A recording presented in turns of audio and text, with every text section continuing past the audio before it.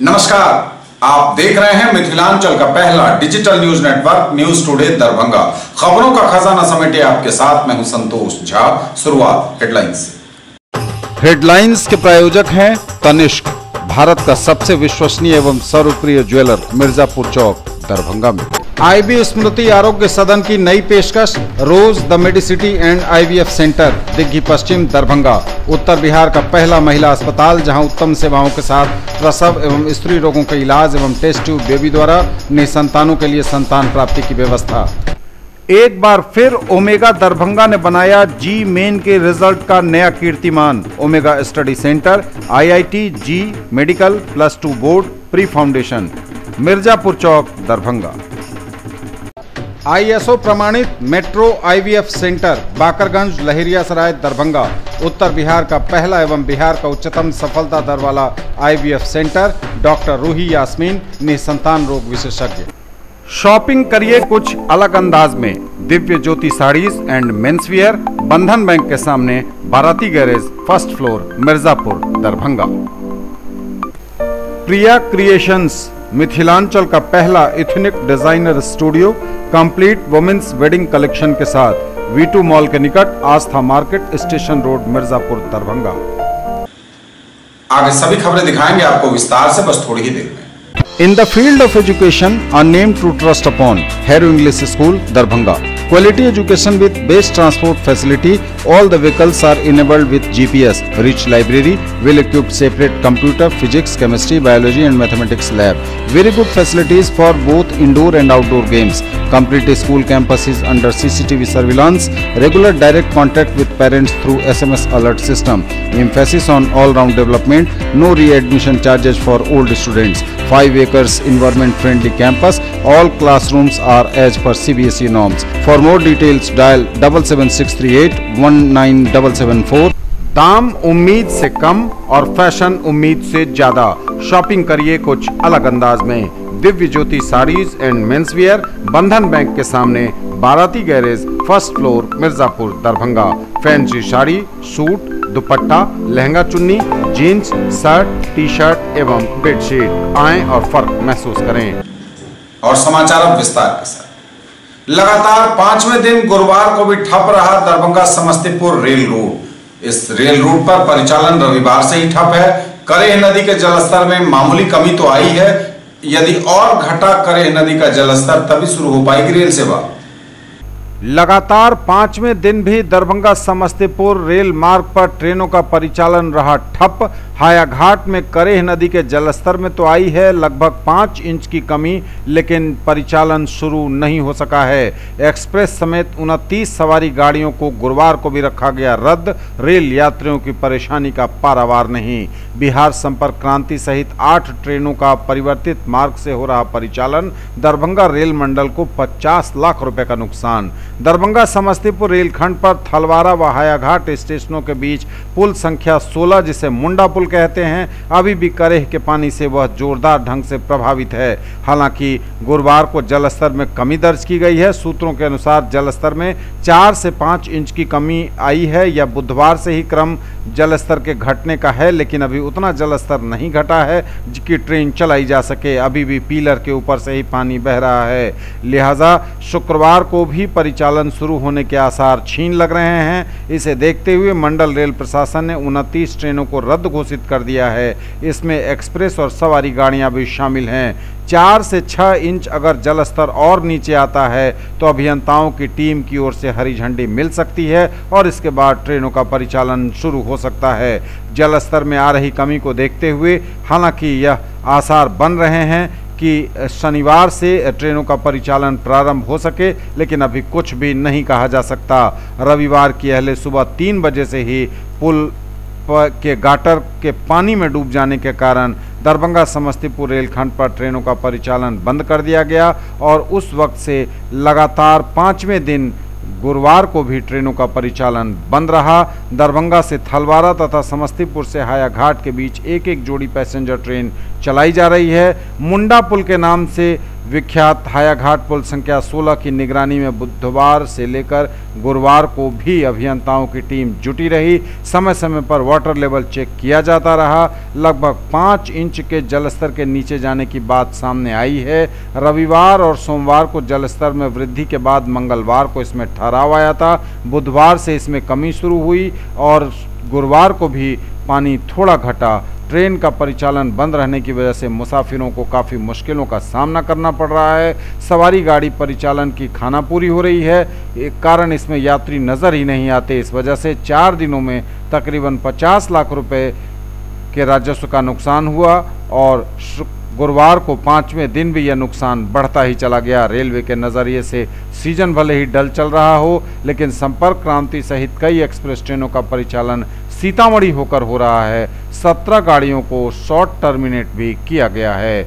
उम्मीद यही है कि जलस्तर जल्दी से घटे और दरभंगा समस्तीपुर रेल मार्ग पर ट्रेनों का परिचालन प्रारंभ हो सके। यहाँ यह भी बता दें कि दरभंगा समस्तीपुर सड़क मार्ग पर यातायात बहाल है। हालांकि इस सड़क पर भी पानी का दबाव, बाढ़ के पानी का दबाव काफ़ी ज़्यादा है, लेकिन सड़क मार्ग पर यातायात अभी पूरी तरह से दुरुस्त है। बाढ़ पीड़ितों के लिए मसीहा बने जिलाधिकारी डॉक्टर त्यागराज एनएसएम ने किया हनुमान नगर प्रखंड के नेयाम पंचायत का दौरा। पीड़ितों के बीच गए, राहत वितरण का जायजा लिया। कहा हर हाल में बाढ़ प्रभावितों की करनी है मदद। दरभंगा के जिलाधिकारी डॉक्टर त्यागराजन एसएम ने नेयाम पंचायत के बाढ़ पीड़ितों के बीच जाकर रिलीफ वितरण कार्य का लिया जायजा। जिलाधिकारी दरभंगा डॉक्टर त्यागराजन एसएम ने गुरुवार को जिले के पूर्ण बाढ़ प्रभावित हनुमान नगर प्रखंड के नेयाम पंचायत का दौरा किया। यह पंचायत चारों तरफ से बाढ़ के पानी से घिरा हुआ है। बाढ़ के चलते इस पंचायत का मुख्य सड़क से संपर्क ध्वस्त हो गया है, इसलिए वे एनडीआरएफ के नाव से उक्त पंचायत में पहुंचे। इस अवसर पर सहायक समाहर्ता प्रशिक्षु श्री विनोद दुहन, अनुमंडल पदाधिकारी सदर दरभंगा राकेश कुमार गुप्ता, अंचल अधिकारी और प्रखंड विकास पदाधिकारी हनुमान नगर उनके साथ थे। उन्होंने उक्त पंचायत के बाढ़ पीड़ित लोगों के साथ बैठक करके जिला प्रशासन द्वारा उन लोगों के बीच चलाए गए राहत एवं बचाव कार्य, सामुदायिक रसोई के माध्यम से खाना, मेडिकल टीम के द्वारा बीमार लोगों की चिकित्सा, पशुओं के लिए चारा आदि की व्यवस्था के बारे में बाढ़ पीड़ितों के ही जुबानी जानकारी लिया। बाढ़ पीड़ित लोगों ने सामुदायिक रसोई के माध्यम से भोजन मिलने के प्रति संतोष व्यक्त किया। उन लोगों ने जिलाधिकारी से ये सभी कार्य आगे भी जारी रखने की मांग की। जिलाधिकारी द्वारा आश्वस्त किया गया कि बाढ़ प्रभावित लोगों को आपदा विभाग के मानक संचालन प्रक्रिया एसओपी के तहत हर संभव सहायता उपलब्ध कराई जाएगी। उन्होंने कहा कि जब तक स्थिति सामान्य नहीं हो जाती है, सामुदायिक रसोई के माध्यम से खाना मिलता रहेगा। मोबाइल मेडिकल टीम के द्वारा बीमार लोगों की चिकित्सा की जाएगी।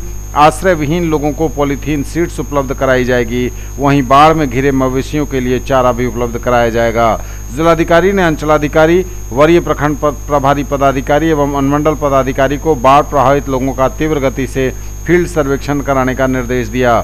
उन्होंने बाढ़ पीड़ित परिवारों का डाटाबेस संपूर्ति पोर्टल पर PFMS सिस्टम से भुगतान हेतु अपलोड करने का निर्देश दिया, ताकि बाढ़ से प्रभावित सभी परिवारों को 6-6 हज़ार रुपये नगद सहायता राशि का भुगतान की कार्रवाई शीघ्र पूरी की जा सके। जिलाधिकारी के साथ चल रहे अन्य अधिकारियों के साथ बाढ़ पीड़ित लोगों के लिए संचालित सामुदायिक रसोई का निरीक्षण भी किया गया। उन्होंने उक्त पंचायत में सामुदायिक रसोई संचालन जारी रखने का निर्देश दिया। उन्होंने बाढ़ पीड़ित लोगों के बीच और पॉलीथीन सीट्स वितरण कराने को कहा। जिलाधिकारी ने सिविल सर्जन को उक्त पंचायत में मोबाइल मेडिकल कैंप लगाकर बीमार लोगों की चिकित्सा करने एवं कार्यपालक अभियंता PHED को पीने का शुद्ध पानी हेतु जेरिकैन फिल्टर उपलब्ध कराने का निर्देश दिया। जिलाधिकारी ने कहा, जिला पशुपालन पदाधिकारी को कहा कि चारों ओर से बाढ़ से घिरे गांवों में रह रहे मवेशियों के लिए भी चारा एवं दवाई की व्यवस्था की जाए। उन्होंने कहा कि बाढ़ राहत वितरण कार्य में तनिक भी शिथिलता अथवा लापरवाही पाए जाने पर कठोर कानूनी कार्रवाई की जाएगी।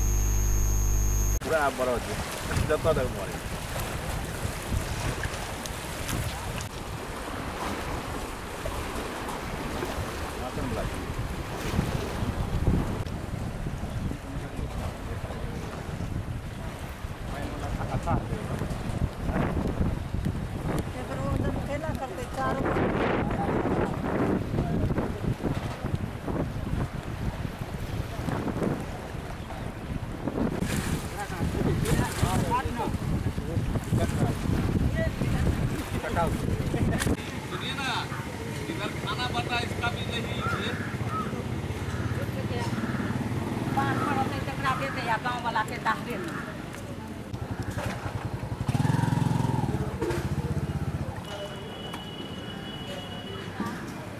पानी घट रहा है, 1 इंच घटा है ना, चालू 1 इंच पानी घटा है।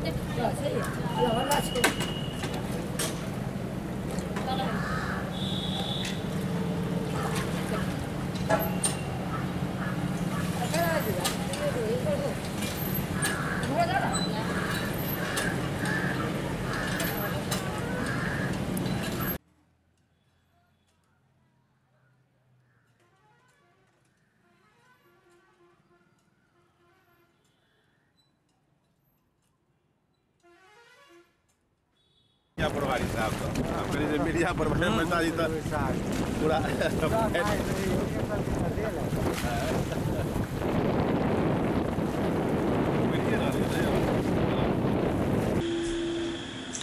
263 स्थलों पर गुरुवार को चलाई गई सामुदायिक रसोई, बाढ़ पीड़ित 97,370 लोगों ने किया भोजन।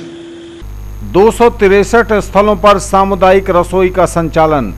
दरभंगा जिले के बाढ़ प्रभावित गांवों और टोलों में पूर्व की तरह सामुदायिक रसोई चलाकर वहां के लोगों को खाना खिलाने का कार्य जारी है। बाढ़ से घिरे 263 स्थलों पर आज सामुदायिक रसोई का संचालन किया गया, जिसमें 97,370 लोगों ने भोजन किया। इसमें सबसे ज्यादा हनुमान नगर प्रखंड क्षेत्र में कुल 88 स्थलों पर सामुदायिक रसोई का संचालन करके 37,317 लोगों को खाना खिलाया गया है। हाल में हनुमान नगर, सिंहवाड़ा, बहादुरपुर प्रखंड क्षेत्र में बाढ़ का पानी घुसा है। जिलाधिकारी ने उक्त प्रखंडों में अधिक से अधिक सामुदायिक रसोई संचालित करके बाढ़ पीड़ित लोगों को पका हुआ खाना खिलाने का निर्देश दिया है। जिला कार्यक्रम पदाधिकारी मध्याह्न भोजन दरभंगा ने बताया कि हनुमान नगर के अलावा सिंहवाड़ा प्रखंड क्षेत्र में 46, बहादुरपुर में 32, कीरतपुर में 26, कुशेश्वर स्थान में 24, कुशेश्वर स्थान पूर्वी में 15, हायाघाट क्षेत्र में 4, जाले एवं अलीनगर में 3-3, दरभंगा सदर में 2 तथा केवटी, मनीगाछी एवं नगर निगम क्षेत्र में 1-1 सामुदायिक रसोई संचालन करके बाढ़ पीड़ित लोगों को खाना खिलाया गया है। इसके साथ ही बाढ़ पीड़ित लोगों के बीच 21,952 फूड पैकेट्स वितरित किए गए हैं। आपदा प्रबंधन शाखा से प्राप्त जानकारी के अनुसार अब तक 38,509 पॉलीथीन शीट्स का भी वितरण किया जा चुका है। पंजाब नेशनल बैंक की कमतौल शाखा ने बाढ़ पीड़ितों के बीच बांटी राहत सामग्री। बाढ़ से प्रभावित लोगों की मदद के लिए लगातार संस्थाएं आगे आ रही हैं। सरकार और प्रशासन तो राहत और बचाव के कार्य में लगा ही हुआ है, इधर कई स्वयंसेवी संस्थाएं आगे आती रही हैं और अब पंजाब नेशनल बैंक की कमतौल शाखा द्वारा रघौली, भोला चौक जैसे इलाकों में बाढ़ पीड़ितों के लिए राहत सामग्री का वितरण किया गया। पंजाब नेशनल बैंक कमतौल शाखा के मैनेजर दिवाकर कुमार, ऑफिसर प्रकाश चंद्र मिश्रा, राम सुरेश ठाकुर और सामाजिक कार्यकर्ताओं की मदद से इन इलाकों में बाढ़ पीड़ितों को राहत सामग्रियां बांटी गई। गुरुवार को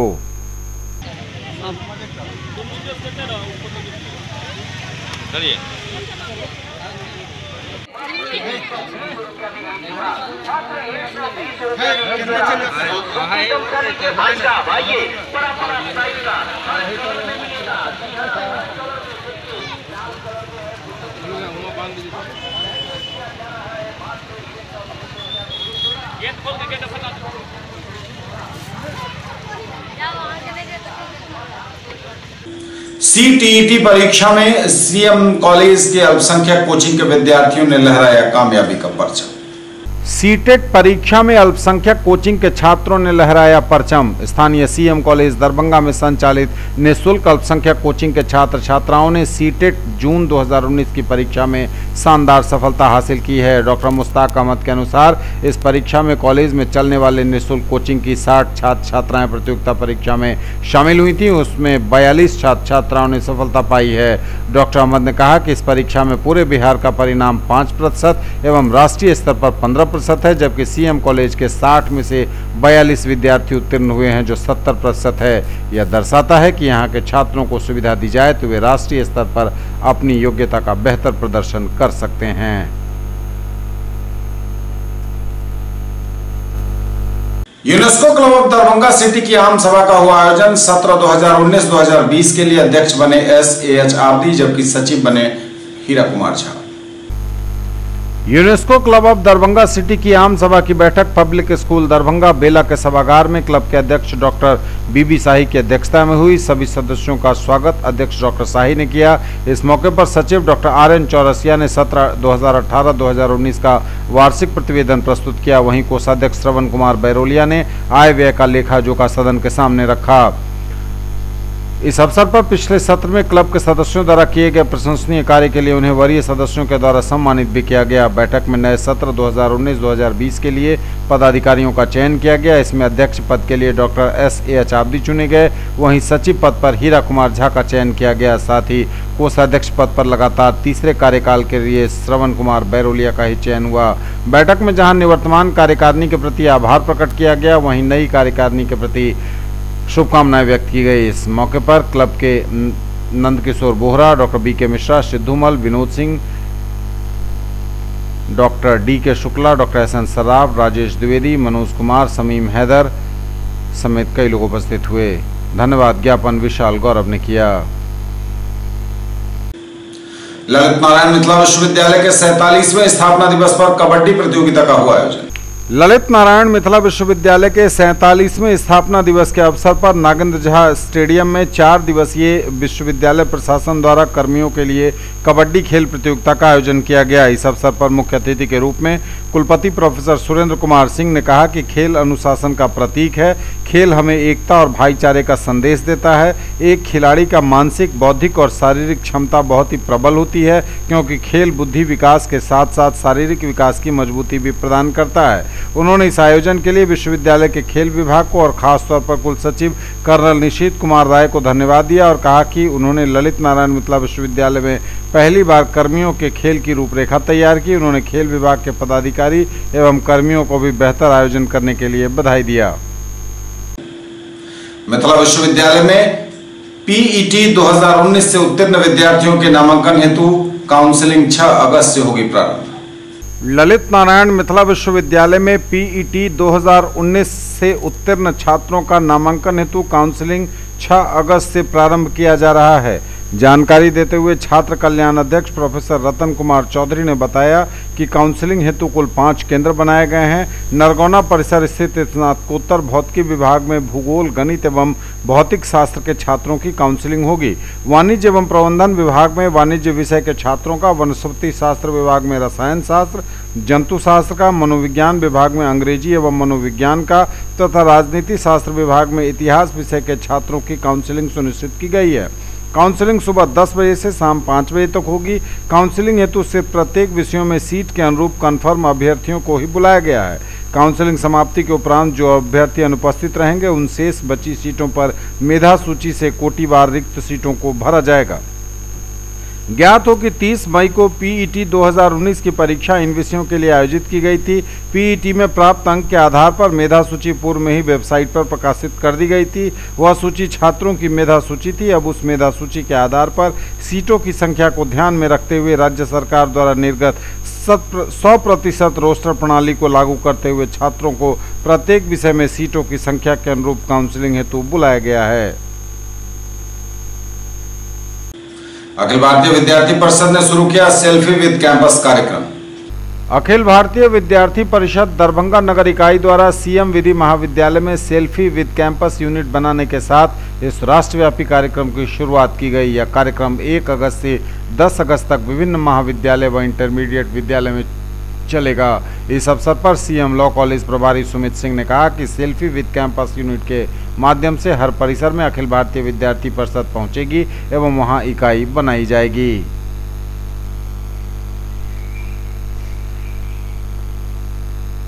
इस कार्यक्रम में मुख्य रूप से प्रदेश कार्य समिति सदस्य मणिकांत ठाकुर, महाविद्यालय उपाध्यक्ष अंजलि कुमारी, नरेंद्र कुमार, महासचिव अमित कुमार, संयुक्त सचिव संजय कुमार समेत कई नेतागण उपस्थित थे।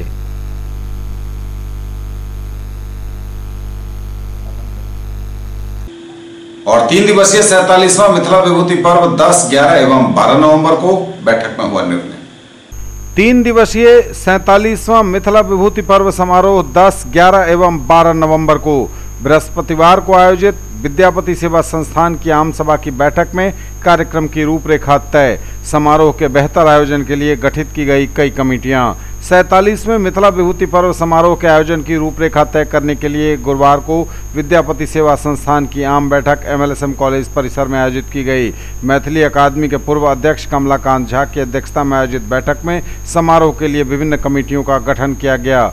बैठक में सर्वसम्मति से लिए गए निर्णयों की जानकारी देते हुए संस्थान के महासचिव डॉक्टर वैद्यनाथ चौधरी बैजू ने बताया कि आगामी 10, 11 एवं 12 नवंबर 2019 को आयोजित होगा त्रिदिवसीय मिथिला विभूति पर्व।